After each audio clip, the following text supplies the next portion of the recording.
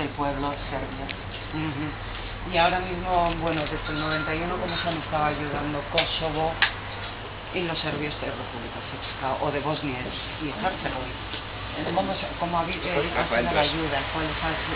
Kako ste vi pomagali u stvari, kako je došlo do toga da vi pomožete Kosovu?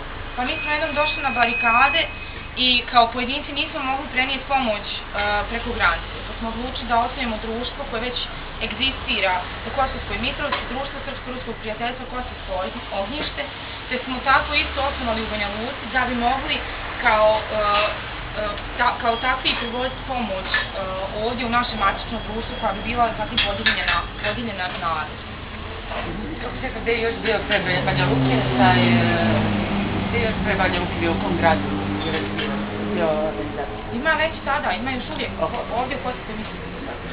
Vale, que ellos cuando empezó el movimiento de las barricadas querían pasar aquí con la ayuda, pero a ellos no les dejaban como individuos, entonces ellos decidieron fundar una organización para poder entrar con la ayuda aquí y repartir la ayuda a la gente. Por eso formaron la organización que se llama Hogar de Kosovo. ¿En qué consiste la organización y cuál es la ayuda? U čemu su stvari se stoje vaša organizacija i kakva je pomoć? Prošli mjesec zadnja pomoć koju smo dolazili bila je došli smo do dobrovoljne damo krv. Već u nekom narednom periodu također ćemo dovesti davalaoce krvi i dovest ćemo jedan kontingent pomoći koji će se sastojati najviše od brašna, šećera, ulja, znači od hrane. El mes pasado, por ejemplo, vinieron aquí a donar sangre y piensan hacerlo otra vez el mes que viene. También piensan venir aquí con alimentos, con harina, azúcar y otro tipo de alimentos. Mónica, esta última entró un tractor. Toda la declaración entró un tractor, si la pudiera repetir. Aceite, medicamentos también. Que si no le importa repetirlo, creo que es un tractor. Možete ponoviti, prošao je traktor.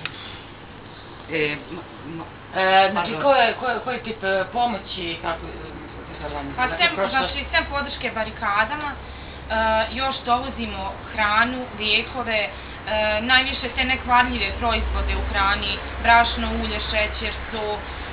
Također dovozimo dobrovoljne davalaoce krvi koji redovno tu, znači svaka 3-4 mjeseca daju.